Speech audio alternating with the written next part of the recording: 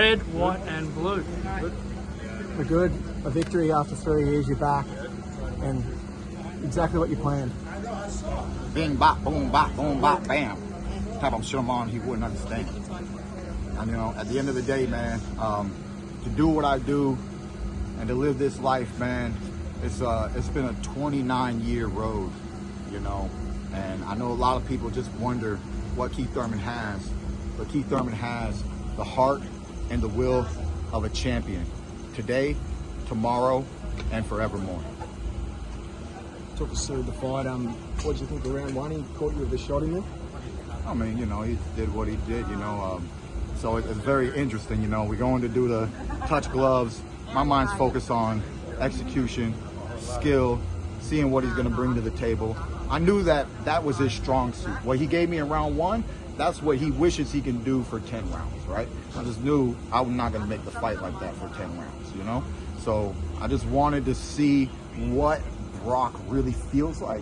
And it was the animosity that he had that gave me this idea. I didn't fully have that idea locked in until I approached him and we go to touch up, and he's still like, oh, let's see who really wants it now. He's still bridging up on me out here, And so I said, all right, he's got this much animosity pent up in him. He's been waiting all week to finally do something. Let's see what that is. Let's see what that manifestation of all that pent up frustration, let's see what that is in the physical world, and where else better than the physical ring in round one. So I can feel his power, his strength, his inside approach, his looping shots, his inside gutters, and I felt everything. He can't do more than what he did in round one. All he can do is repeat that and maybe potentially land cleaner shots.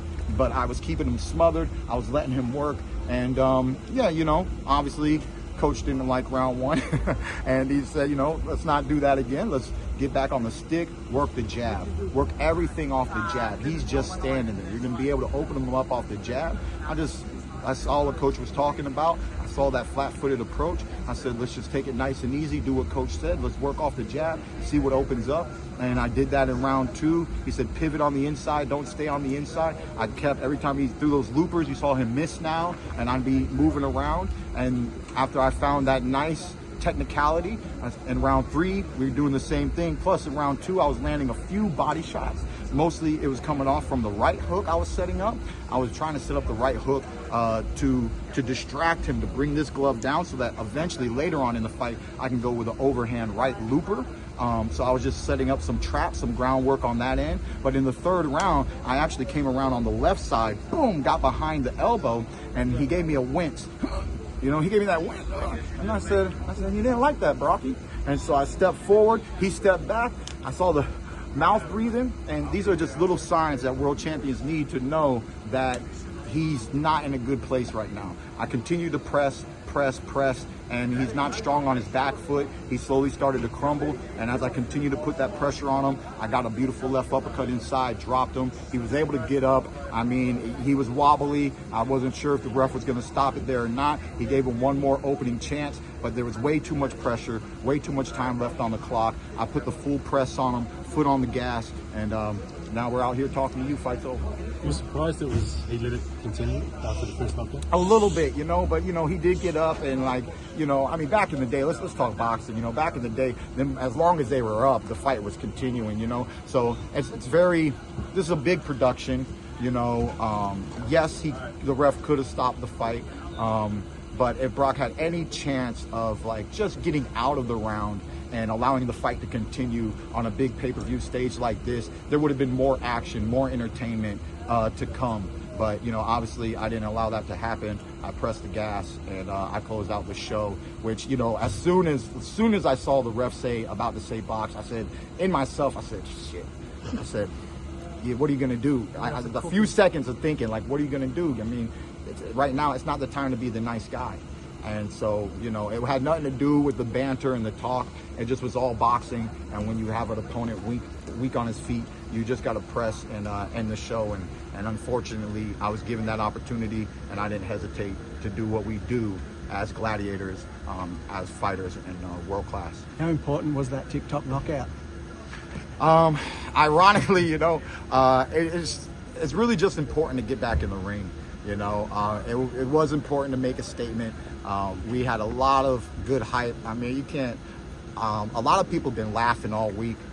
They love the antics. They love the robot walk, the brick walk that I did. It was the last moment I could tease them. And I didn't know, because when I first got in town, Brock was real stale. He was like a stale potato chip. He had nothing to say, nothing to do. And then as I keep poking at him, I don't know, somebody must have gotten him in his ear and be like, look, man, he's in your city. He's in your town, bro. You can't let this chump come in here and talk like that and do it. Whoever got in his ear, I'm grateful, because it brought out a little bit of flavor, brought out a little bit of sugar, a little bit of spice from Brock. And it made the whole week a little bit more entertaining. And he was able to, you know, try to do something in round one. And it was a good fight. I told him at the end of the fight when I went over there, I said, I love you. I've never hated you. This is all business. You know, best of luck to you. Okay, how does your boxing IQ match up against, say, Tszyu? I mean, look, man, you gotta understand boxing. I was a 7-time national champion as an American fighter. I had probably about 80 to 81 wins, 11 losses before I ever turned pro. I was the Olympic alternate, similar to Mike Tyson. If you really know Mike Tyson's amateur story, he lost in the Olympic trials in the finals, and he did not get to go to the Olympic Games. Similarly, I did the same. I lost to a beautiful world-class fighter known as Demetrius Andrade in the finals of our USA Olympic trials, and it was Andrade who went on to the 2008 China Games representing America. So I've always just been in the ring with some of the best. I never lost an international event as an amateur. I fought Canada and I fought Ukraine. Really fun story for you guys. USA versus Ukraine. Ukraine brings their A team. USA brings about C team, and everybody loses to Ukraine except for 2 fighters on the USA team. Would you like to know the name of those 2 fighters? The name of those 2 fighters are Keith Thurman and Sean Showtime Porter. The 2 fighters that beat Ukrainian fighters became world champions. And on the amateur stage, that just tells you the class that Ukraine brings in. We know from world champions in the past, the Russians, the Ukrainians, they really do learn boxing well, teach boxing well, and execute sometimes dominantly on the world stage. So the fact that Keith Thurman and Sean Porter were the only 2 Americans to win and came on to be world champions really says something about the country of Ukraine and what they produce when it comes to boxing. So my history is long and deep, and that IQ is real, man. That's why I was able to just do what I want to do in round 1, which was just let him show me his strength, his power. And then in round 2, slowly start to execute tactics. And then in round 3, picking my shots, they all just ended up being in my favor, and I closed the show. What's the motivation to fight Tszyu? Why do you want to fight Tszyu? It's for you. It's for you. It's for this country. And it's a little bit for me on the note of, I signed my contract last year in 2024. I trained hard in preparation for Tszyu, and I popped my bicep tendon in the 11th round of sparring in preparation for that fight. I walked away from big money in Las Vegas, the type of money that makes you want to fight one-handed type of money, okay? Now, at the end of the day, with my faith in the sport, with my faith in myself, and my faith in God Almighty, I said, you know what? The Lord is good, and if one door closes, another door shall open. Being here today is the evidence of my spirit, evidence of my resolve to always stay true to oneself, to give you guys the best performance that I can, and not just fight for the money, which is really hard to do at the top level. A lot want to fight for the money. I fight for the glory. I fight for the legacy. I fight because I'm a fighter. And every time Keith Thurman fights, you see the red, white, and blue, because Keith Thurman is living out his all-American dream every time I'm under these bright lights. So at the end of the day, I'm open to any contract right now. You know, Tszyu's not finalized. I know it's very easy to say, it's very easy to talk about. He obviously came off of 2 losses. He needs to get a W, right? I'm over here at Darling Harbor staying at the W. It's a big old W, and Tszyu, he needs to go get his W, okay? So at the end of the day, that's very important. And I can't say without a doubt that if a great contract was to come to me from the U.S., that I wouldn't sign it and not really hold interest in Tszyu.